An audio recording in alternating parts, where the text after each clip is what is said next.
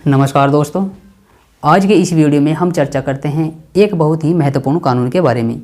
UAPA नाम का यह कानून अक्सर चर्चा में रहता है। 50 साल पुराना यह कानून है और इसका कई बार ऐसा कहा जाता है मिसयूज किया जाता है सरकार के द्वारा। तो देखते हैं पूरा मामला क्या है, UAPA के प्रावधान क्या हैं, देखेंगे सब कुछ इस वीडियो में। UAPA यानी गैर कानूनी गतिविधियां रोकथाम कानून की धाराओं में मुकदमा दर्ज किया है। UAPA कानून का मुख्य काम आतंकवाद और नक्सलवाद की समस्याओं से निपटना है। And some breaking news just coming in, and this has got to do with the Ambani bomb scare case, the stringent anti-terror law, the UAPA. तो अभी के समय में UAPA न्यूज में क्यों रहा? क्योंकि जम्मू कश्मीर, जहां पर श्रीनगर SKIMS मेडिकल कॉलेज के छात्रों और गवर्नमेंट कॉलेज के छात्रों के खिलाफ नवंबर 2021 में UAPA के तहत केस दर्ज किया गया था T20 विश्व कप के दौरान नारेबाजी के समर्थन में।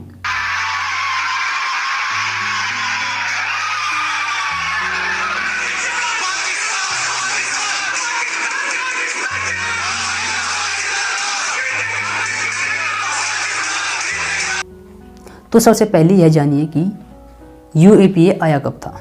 UAPA एक्ट 1957 में, और इस वक्त इसे लाने का टारगेट क्या था? दरअसल कुछ ऑर्गेनाइजेशन ऐसे थे जो देश से अलग होने की बातें कर रहे थे या फिर देश की एकता और अखंडता के खिलाफ काम कर रहे थे। तो ऐसे एसोसिएशन पे बैन लगाना या फिर ऐसे एसोसिएशन की गतिविधियों को रोकना था। तो सिर्फ इसका काम एसोसिएशन को रोकना था, न कि किसी एक व्यक्ति के खिलाफ। दरअसल यह एक्ट इसलिए लाया गया था कि यह जो बड़े बड़े ऑर्गेनाइजेशन हैं, कई ऐसे संगठन हैं जो देश के खिलाफ काम कर रहे हैं, उन पर इफेक्टिवली बैन लगाया जा सके, उनके मेंबर को अरेस्ट किया जा सके। यह लक्ष्य था UAPA लाने का। तो अब बात करते हैं UAPA को लागू क्यों किया गया, क्यों इसे एक्ट किया गया। जब संविधान बना था तो आर्टिकल 19 में हमारी right to freedom of speech expression है, जिसमें हम खुलकर बोल सकते हैं, एसोसिएशन बना सकते हैं, संगठन बना सकते हैं।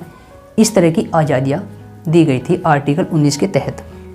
उन पर रिस्ट्रिक्शन लगाने की सरकार शुरू से कोशिश कर रही है। 1951 से यह कोशिश जारी है। 1951 में पहला अमेंडमेंट लाया था संविधान में।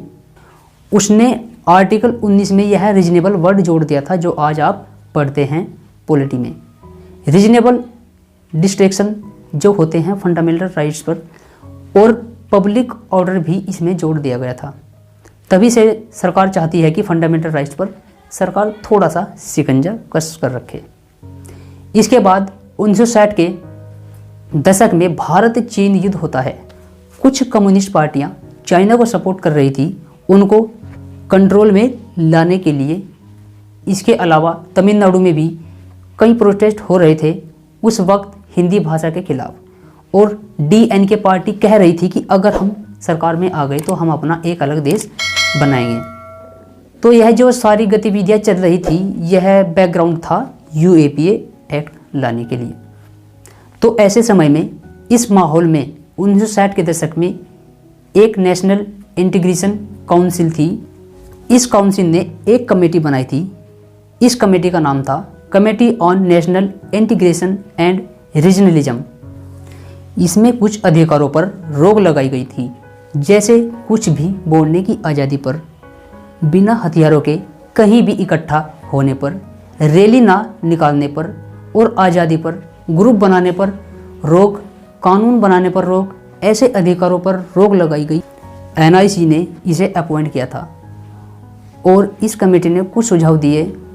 उनके रिकमेंडेशन के बेस पर ही सरकार ने फिर से फंडामेंटल राइट्स पर कुछ और लगाम लगाने की कोशिश करी 1963 में, और इसकी तरह ही UAPA लाया गया। इसी क्रम में 16वां संविधान संशोधन अधिनियम पारित किया गया।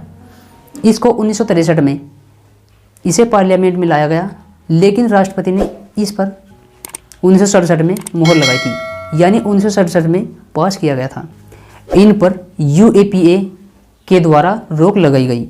इसके बाद अब सरकार के पास यह ताकत थी कि सरकार किसी भी ऑर्गेनाइजेशन को और एसोसिएशन को, कोई भी यूनियन को सीधे तौर पर गैरकानूनी घोषित कर सकती थी।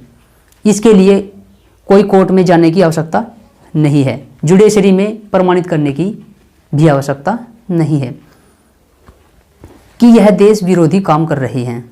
सरकार को यह पावर दे दिया गया कि आप किसी भी एसोसिएशन को अनलॉफुल घोषित कर सकते हैं, यह देश के खिलाफ काम कर रहे हैं।